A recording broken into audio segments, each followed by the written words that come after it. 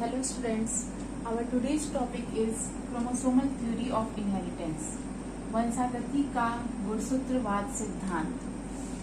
देखिए, हमें पता है कि मेंडल ने 7 इयर्स तक अपना एक्सपेरिमेंट किया था 1856 से लेकर 1863 तक। उसके बाद 1865 में Mendel's work was published. Mendel के वर्क पब्लिश हुआ था 1865 में, लेकिन मेंडल के वर्क को एक्सेप्ट नहीं किया गया क्योंकि उसके कई सारे रीजन थे।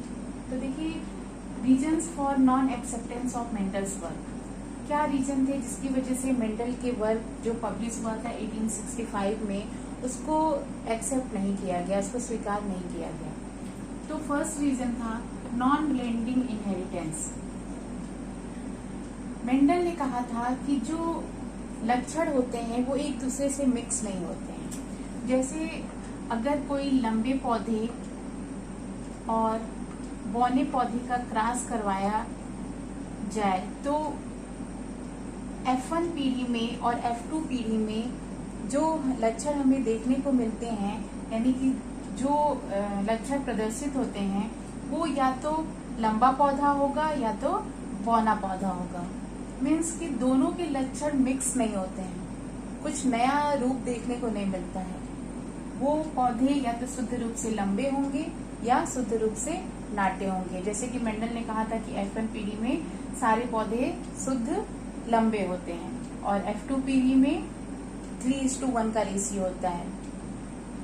तो फर्स्ट रीजन ये था जिसकी वजह से मेंडल के वर्क को एक्सेप्टेंस नहीं मिली, क्योंकि उन्होंने ये कहा था कि जो भी लक्षण है वो एक दूसरे से मिक्स नहीं होते हैं। और हमें पता है कि जो भी बच्चे होते हैं, जो भी ऑफस्प्रिंग प्रोड्यूस होते हैं, उनमें वेरिएशन यानी कि विभिन्नता देखने को मिलती है। तो आखिर वो विभिन्नता आई कैसे, इसको मेंडल एक्सप्लेन नहीं कर पाए थे। ये फर्स्ट रीजन था जिसकी वजह से मेंडल के वर्क को एक्सेप्टेंस नहीं मिली। सेकेंड रीजन है mathematical calculation in biology. Mendel ने F2 जनरेशन में जो भी प्लांट्स हुए उनको उनका फिनोटिपिक और जीनोटिपिक रेशियो मैथ्स के फॉर्म में दिया, और उस समय बायो में मैथ के कैलकुलेशन को एक्सेप्ट नहीं किया गया। थर्ड रीजन देखिए क्या था, no physical evidence of genes या फैक्टर। मेंडल ने कहा कि ये जो भी फैक्टर या जीन्स होते हैं, ये जीन्स या फैक्टर अगली जनरेशन में जब जाते हैं इसका कोई फिजिकल एविडेंस नहीं दे पाए थे वो, क्योंकि उस समय एडवांस माइक्रोस्कोप डेवलप नहीं था जिससे सेल के माइन्यूट स्ट्रक्चर को देखा जा सके। इसलिए ये जीन्स अगले जनरेशन में जाते हैं, इसका कोई फिजिकल एविडेंस नहीं मिल पाया। तो ये सारे रीजन थे जिसकी वजह से कई सालों तक मेंडल के वर्क को एक्सेप्ट नहीं किया गया, या वो कह सकते हैं कि वो डॉर्मेंट स्टेज में पड़ा रहा। लेकिन फिर जब एडवांस माइक्रोस्कोप डेवलप हुआ, साइंटिस्ट ने सेल के अंदर क्रोमोसोम को डिस्कवर किया, फिर देखा कि वो क्रोमोसोम कैसे मियोसिस यानी कि अर्धसूत्रीय विभाजन में कैसे डिवाइड होते हैं, और फिर इसके द्वारा 1900 में recognition of Mendel's work, Mendel के वर्क को रिकॉग्निशन यानी कि पहचान मिली। उसके बाद साइंटिस्ट आए Sutton and Boveri. Sutton and Boveri scientist ने मेंडल ने जो वर्क किया था उस वर्क को प्रूव किया अपने प्रयोगों के द्वारा 1902 में। तो सटन एंड बॉवेरी साइंटिस्ट ही ने क्रोमोसोमल थ्योरी ऑफ इनहेरिटेंस दिया, वंशागति का गुणसूत्रवाद सिद्धांत। इस थ्योरी में उन्होंने कहा individual genes are found at specific location on a particular chromosome. Means कि किसी क्रोमोसोम पे एक निश्चित स्थान पे जीन्स पाए जाते हैं। The pattern of behaviour of the chromosomes during meiosis explain us the Mendelian laws as to why and how genes are inherited. और क्रोमोसोम किस तरह से अर्धसूत्रीय विभाजन के द्वारा सेपरेट होते हैं, फिर किस तरह से और क्यों जीन्स की वंशागति होती है, ये सारी चीजों को सटन एंड बोवेरी ने अपने प्रयोगों के द्वारा सिद्ध किया, जिसमें उन्होंने कहा कि क्रोमोसोम ऐसा स्ट्रक्चर है जो एक पीढ़ी से दूसरी पीढ़ी में ट्रांसफर होता है, या ये कह सकते हैं कि क्रोमोसोम पे क्या लगे होते हैं, जीन्स लगे होते हैं, और यही जीन्स को यूनिट ऑफ हेरिडिटी यानी वंशागति की इकाई कहा जाता है।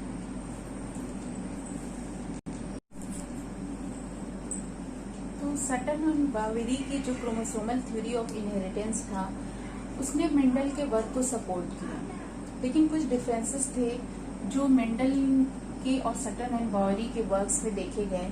जैसे देखिए, मेंडल ने कहा था कि factors are in pairs, factors जो होते हैं वो पेयर्स में होते हैं और उन्हें एलील्स कहते हैं। मेंडल ने कहा कि किसी भी कैरेक्टर के लिए जो फैक्टर रिस्पॉन्सिबल होते हैं वो फैक्टर हमेशा जोड़े में होते हैं और इन्हें एलील्स कहते हैं। लेकिन सटन एंड बोवेरी ने कहा कि chromosomes which have beat genes या फैक्टर्स आर इन पेयर,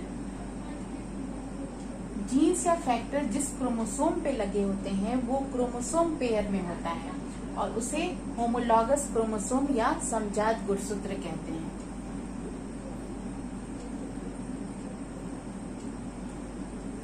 तो पहला डिफरेंस ये था कि मेंडल ने कहा था कि फैक्टर्स जो होते हैं वो जोड़े में होते हैं, लेकिन सटन एंड बोवेरी ने कहा कि फैक्टर या जीन जिस क्रोमोसोम पे लगे होते हैं वो क्रोमोसोम जोड़े में होता है और इसे होमोलॉगस क्रोमोसोम कहते हैं। सेकंड देखिए, factors separate at the time of gamete formation. Mendel ने अपने लॉ में कहा था, लॉ ऑफ सेग्रीगेशन में, पृथक्करण के नियम में मेंडल ने कहा कि जो फैक्टर्स होते हैं वो गैमेट फॉर्मेशन यानी कि युग्मक निर्माण के समय एक दूसरे से अलग हो जाते हैं। एक दोनों फैक्टर या दोनों एलील्स एक दूसरे से सेपरेट हो जाते हैं, ऐसा मेंडल ने कहा था लॉ ऑफ सेग्रीगेशन में। लेकिन सटन एंड बोवेरी ने क्या कहा, सटन एंड बोवेरी ने कहा कि फैक्टर्स नहीं अलग होते, क्रोमोसोम होमोलॉगस पेयर के जो क्रोमोसोम होते हैं ये दोनों क्रोमोसोम एक दूसरे से अलग हो जाते हैं युग्मक निर्माण के समय। थर्ड डिफरेंस देखिए क्या था, मेंडल ने कहा था कि एलील्स या फैक्टर्स असॉर्ट इंडिपेंडेंटली। अपने नियम में लॉ ऑफ इंडिपेंडेंट असॉर्टमेंट में, स्वतंत्र अपव्यूहन के नियम में मेंडल ने कहा कि जो एलील्स या फैक्टर्स होते हैं वो स्वतंत्र रूप से मिक्स होते हैं। मीन्स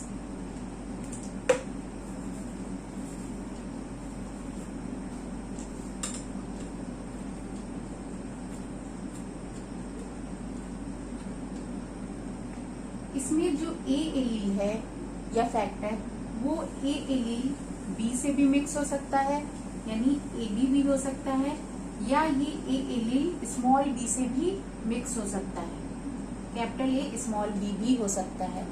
तो ऐसा मेंडल ने कहा कि जो प्रबल कारक है ये जरूरी नहीं कि वो प्रबल कारक से ही मिक्स हो, वो अप्रबल वाले से भी मिक्स हो सकता है। लेकिन सटन एंड बोवेरी ने क्या कहा, सटन एंड बोवेरी ने कहा कि जो क्रोमोसोम होते हैं वो क्रोमोसोम इंडिपेंडेंटली मिक्स होते हैं। मीन्स कि अगर ये क्रोमोसोम, दो क्रोमोसोम समजात गुणसूत्र हैं तो इसमें अगर यहाँ पे ए है, यहाँ स्मॉल ए, कैपिटल बी, स्मॉल बी, तो ये वाला क्रोमोसोम कैपिटल ए ये इससे भी मिक्स हो सकता है और ये कैपिटल ए डोमिनेंट वाला स्मॉल बी वाले क्रोमोसोम से भी मिक्स हो सकता है। तो ये डिफरेंस थे जो मेंडल ने कहा। मेंडल ने फैक्टर को लेके सारी बातें कही कि फैक्टर्स जो होते हैं वो जोड़े में होते हैं जिन्हें एलील्स कहते हैं। गैमेट फॉर्मेशन के समय फैक्टर्स अलग होते हैं यानी एलील्स अलग होते हैं, और फैक्टर या एलील ही होते हैं जो एक दूसरे से इंडिपेंडेंटली असॉर्ट होते हैं, यानी कि किसी से भी मिक्स हो सकते हैं।